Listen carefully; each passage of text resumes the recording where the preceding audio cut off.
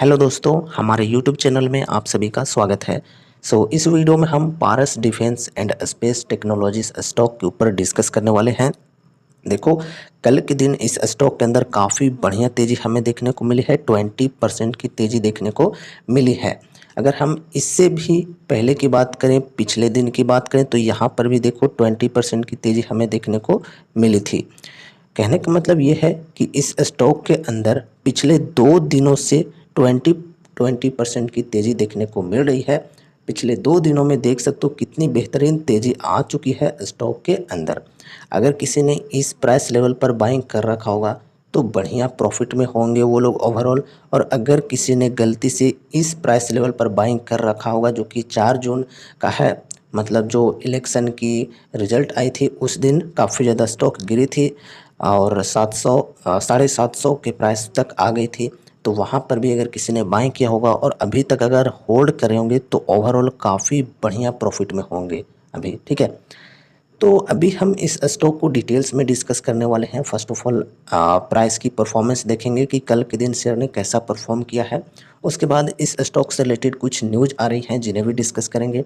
फिर लास्ट में इनकी टेक्निकल्स के ऊपर डिस्कस करेंगे और समझेंगे कि लॉन्ग टर्म इन्वेस्टमेंट के पॉइंट ऑफ व्यू से फ्रेश बाइंग के लिए अभी यहाँ पर अच्छी अपॉर्चुनिटीज़ मिल रही हैं या नहीं।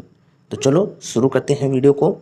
देखो गाइज, मैं इस स्टॉक को कल ही डिस्कस करने वाला था, लेकिन थोड़ा सा टाइम ना मिलने की वजह से मैं डिस्कस नहीं कर पाया, इसलिए आज डिस्कस कर रहा हूँ।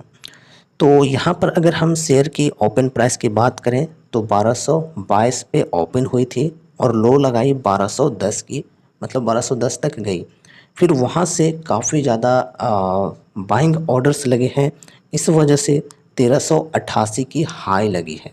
ठीक है, 1388 तक जो ये शेयर प्राइस है ये गई है और इसी प्राइस पर क्लोज हो गई है, यानी कि क्लोजिंग प्राइस भी 1388 की ही रही है कल के दिन। ठीक है, तो देखा जाए तो 20% की तेज़ी यहाँ पर रही है पिछले दिन। 20% की अपर सर्किट लगी है पिछले दिन।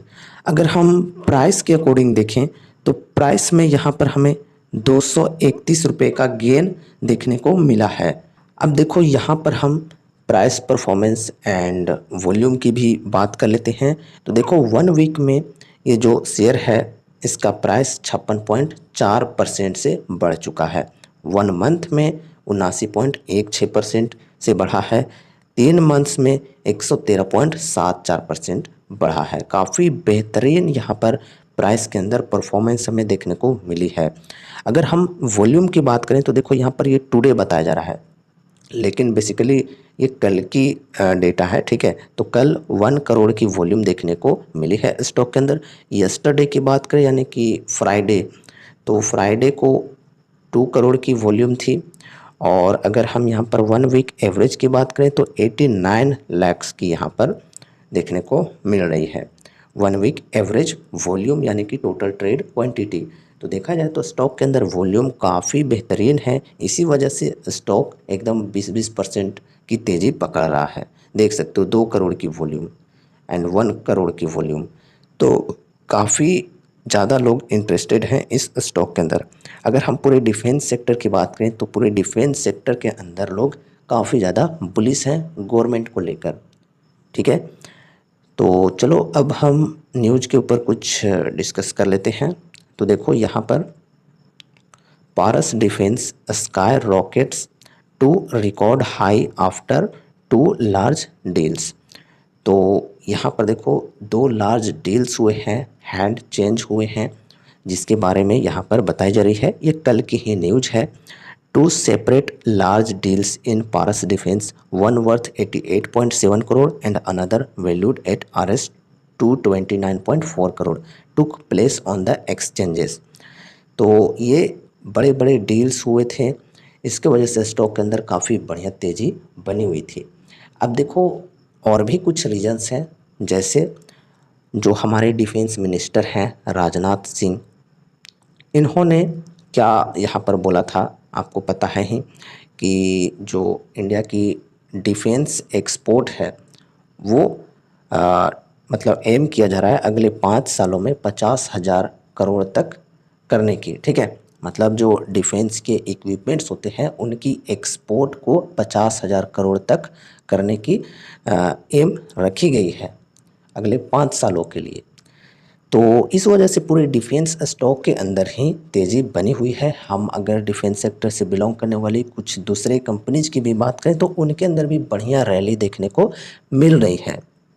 ठीक है, जैसे मझगांव डॉक की बात करें, कोचिन शिपयार्ड की बात करें, या फिर हमने कल एक बहुत ही छोटी डिफेंस सेक्टर से बिलोंग करने वाली कंपनी को डिस्कस किया था, अवंटेल लिमिटेड। उसके अंदर लगभग 12% की तेज़ी हमें देखने को मिली थी। तो ऐसे जितने भी डिफेंस सेक्टर से बिलोंग करने वाली कंपनियां हैं उनके शेयर प्राइस में बहुत ही बेहतरीन तेज़ी देखने को मिल रही है और ये तेज़ी आगे भी बरकरार रहने वाली है। बजट के बाद भी तेज़ी आने की संभावनाएं हैं अगर बजट में कुछ अच्छी चीज़ें, कुछ पॉजिटिव चीज़ें आती हैं डिफेंस सेक्टर को लेकर तो। ठीक है, देखो अब न्यूज को डिटेल्स में डिस्कस करते हैं। Shares of Paras defence and space technologies were locked in 20% upper circuit at a record high. मतलब ये रिकॉर्ड हाई पर पहुंची हुई है, all time high 52 week high level पर पहुंची हुई है of RS 1388.25 after a 2 large deals took place on the exchanges on June 18th। तो कल की ही बात की जा रही है, कल 2 लार्ज डील्स हुए थे इस कंपनी के अंदर। तो देख सकते हो वो डील्स के बारे में भी यहाँ पर बताई जा रही है। Firstly about 7.06 lakh shares, 7 lakh shares की डील हुई थी और 1.8% स्टेक, 1.8% स्टेक की डील हुई थी in the company changed hands eight an average price of 1252 के एवरेज प्राइस पर यहाँ पर 7 लाख शेयर्स खरीदे गए थे और यहाँ पर स्टेक की बात करें तो 1.8% है। ठीक है, इन अ लार्ज डील एंड फिर the deal executed at a premium of रफली 8% over the previous closing price. And यहाँ पर बताई जा रही है कि ये जो डील है ये एग्जीक्यूट हुई है जो पिछला क्लोजिंग प्राइस था उसके 8% की प्रीमियम पे। ठीक है, एंड आगे देखो, took the entire transaction value to RS 88.7 crore. तो यहाँ पर जो डील हुई है फर्स्ट वाली 7 लाख शेयर्स की, इसमें जो वैल्यू है ये है 88.7 करोड़ की।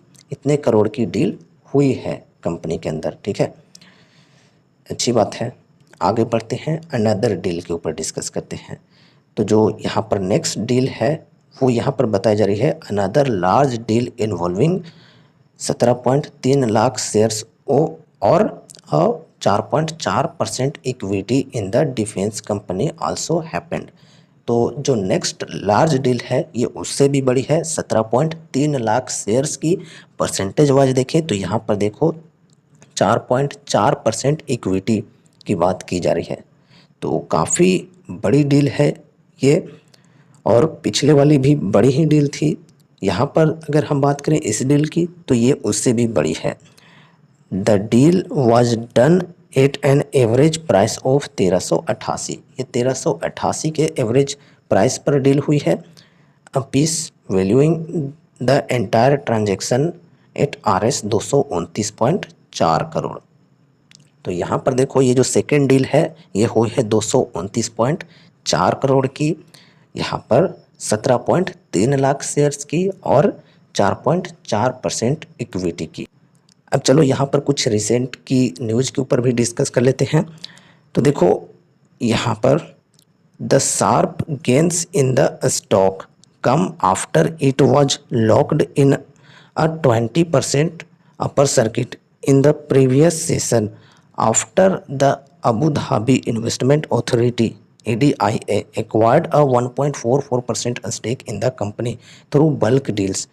The stake was acquired at an average price of RS 1120.71 apiece. Next, in an interaction with CNBC TV 18, Paras Defense management announced that they expect the company's order book to swell up to Rs 2500 crore by the end of FY28, up from the current Rs 600 crore. They also projected an annual growth rate of 25% to 30%. तो यहाँ पर देखो management की तरफ से भी काफ़ी अच्छी चीज़ें बताई जा रही हैं कि FY28 तक ये जो अपने ऑर्डर बुक हैं वो काफ़ी बेहतरीन तरीके से बढ़ाने वाले हैं, 2500 करोड़ तक बढ़ाकर करने वाले हैं FY28 तक। अभी की बात करें तो अभी यहाँ पर इनकी जो ऑर्डर बुक है वो सिर्फ 600 करोड़ की है, काफ़ी छोटी कंपनी है, तो इस वजह से ऑर्डर बुक भी यहाँ पर काफ़ी कम देखने को मिल रहा है, लेकिन इसे ये बढ़ाने की बात कर रहे हैं। एंड यहाँ पर इन्होंने बताया है projected an annual growth rate जो कि है यहाँ पर 25% to 30%। The stock gained attention last week after Defense Minister Rajnath Singh revealed India's goal of achieving Rs 50,000 crore in defense export over the next 5 years, जो कि हमने अभी discuss भी किया था। तो ये न्यूज़ है, काफ़ी अच्छी बात है कि लोग यहाँ पर काफ़ी ज़्यादा इंटरेस्ट ले रहे हैं स्टॉक के अंदर। अब देखो यहाँ पर इनके फंडामेंटल्स देख लेते हैं एंड वैल्यूएशन देख लेते हैं, उसके बाद इनकी टेक्निकल्स के ऊपर डिस्कस करेंगे। तो यहाँ पर देखो मार्केट कैप की बात करें तो काफ़ी छोटी कंपनी है, मात्र 5414 करोड़ की मार्केट कैप है, स्मॉल कैप कंपनी है यानी कि। स्टॉक पी की बात करें तो 180 है, इंडस्ट्री पी देखो 80.6 है। तो देखा जाए तो काफ़ी एक्सपेंसिव है स्टॉक पी रेशियो के अकॉर्डिंग। अगर हम पेग रेशियो की बात करें तो यहाँ पर देखो पेग रेशियो भी काफ़ी ज़्यादा है, 18.8 का है। तो देखा जाए तो स्टॉक अभी काफ़ी एक्सपेंसिव है, काफ़ी महंगा है, ओवर वैल्यूड है।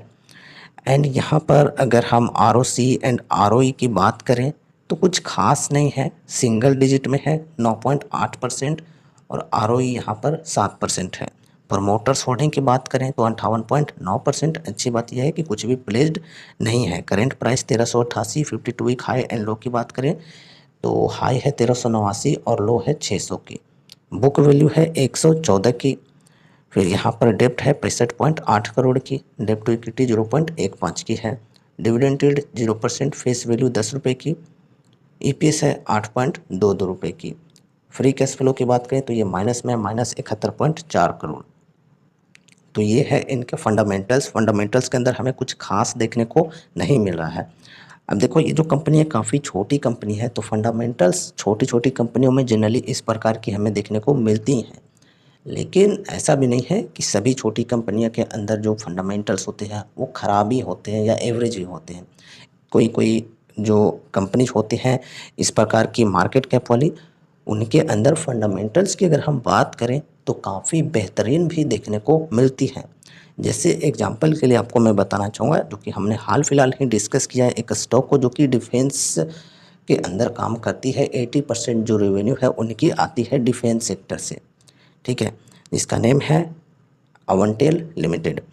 तो उसकी भी मार्केट कैप की बात करें तो लगभग 5000 करोड़ की हैं, लेकिन उनके फंडामेंटल्स के अंदर कुछ और भी बेहतरीन हमें देखने को मिलती हैं। अगर आप उसके बारे में जानना चाहते हो डिटेल्स में तो एंड स्क्रीन पे आपको एक वीडियो मिलेगी, देख लेना, समझ लेना स्टॉक को, ठीक है।